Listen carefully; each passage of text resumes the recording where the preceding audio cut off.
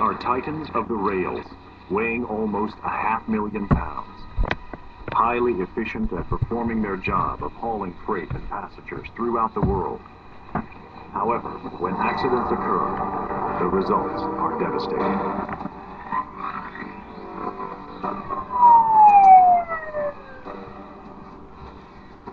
But scientists, engineers, and government safety experts are discovering ways to stop the runaway trains.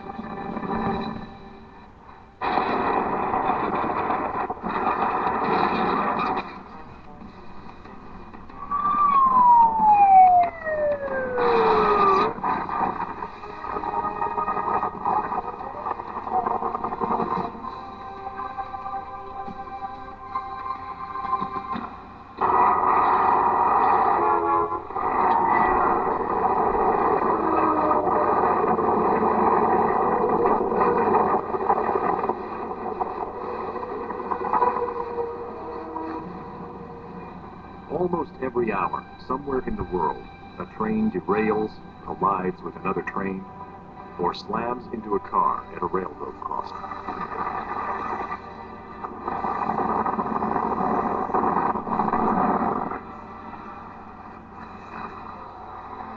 Trains travel under hazardous conditions that endanger passengers, crews, and communities.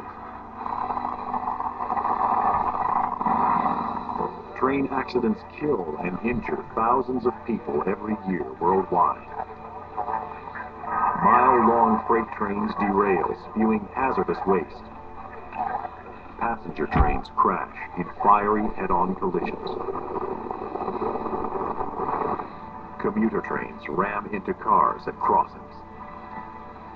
In the U.S. alone, there are more than 2,500 railway accidents a year, resulting in the deaths of over 1,000 people. An additional 14,000 people are injured in train accidents. More than 10,000 are evacuated from their homes or affected by environmental contamination from hazardous materials spilled in train wrecks.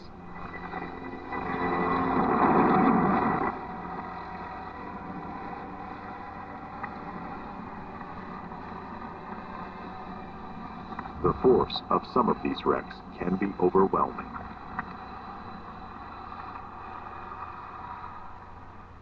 A modern passenger train can carry, 100, 110 people per car.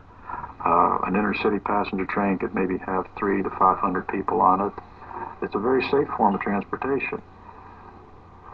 But when it would collide with another train, it could have catastrophic effects.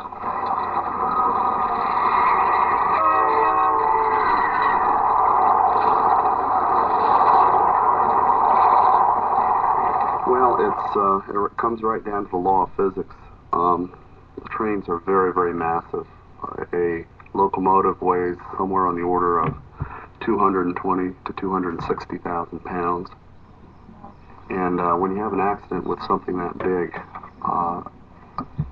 devastation has to happen. It's just so massive. There's so much energy that has to be dissipated. The high desert of Southern California. The steep El Cajon Pass is the mountainous entryway to the Los Angeles basin.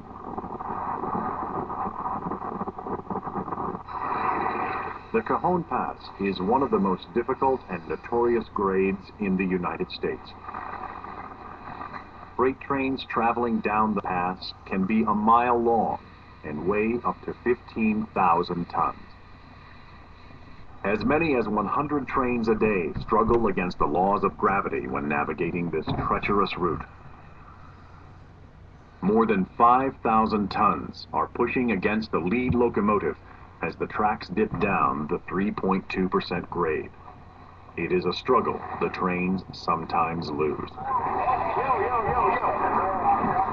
On the morning of May 13th, 1989, a quiet neighborhood at the bottom of the 24-mile pass was rocked by an out-of-control train. A runaway freight train sailed down the Cajon Pass and careened off the tracks. As it plunged down a 30-foot embankment, it tore through 7 homes before coming to rest in a huge pile of twisted steel. Computer animation demonstrates how the accident occurred. The train hit the curve at 105 miles an hour, 75 miles an hour over the recommended speed. All 6 locomotives and 69 cars derailed. I think the call came in as a traffic collision, and we rolled on it, and it was really different. We're looking for vehicles that had crashed into each other. Round in the corner, we stopped, and there was just, it's hard to fathom to see all these train cars that were just like, stacked on top of each other.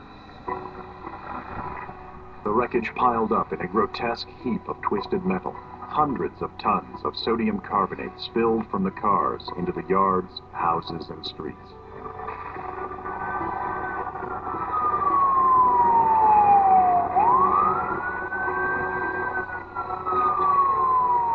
The first rescue workers were met by a surreal scene. Smoking, twisted wreckage, destroyed homes, and confused and injured people.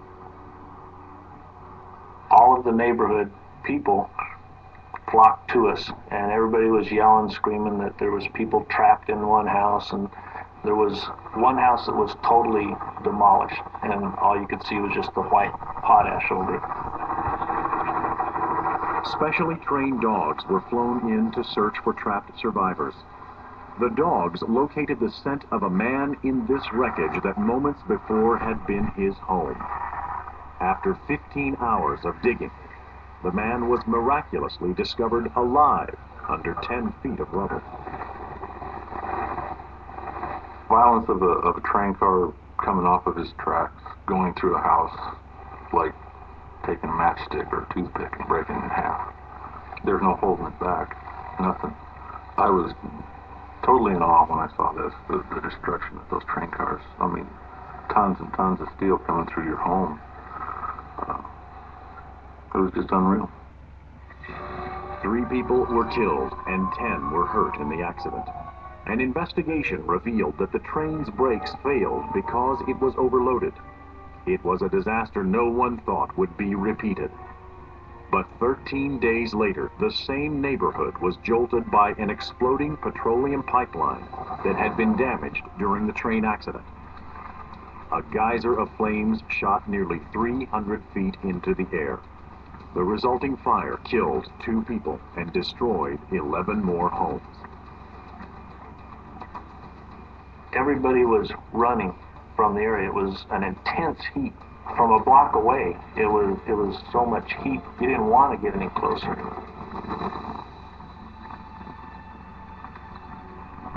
Five people died, 21 were injured, and property loss exceeded $14 million as a result of the accidents. The remains of the crushed houses were eventually cleared away, but the scars of the accident linger as a constant reminder of the disaster. While safety officials and the railroads debated what should be done to make the treacherous pass safer, another train lost control. On December 14, 1994, a Santa Fe freight train's brakes failed due to a blockage in the brake line. The RunAway accelerated to 50 miles an hour before it crashed into a parked Union Pacific coal train. The 2 crew members survived but were severely injured when they leaped from the locomotive.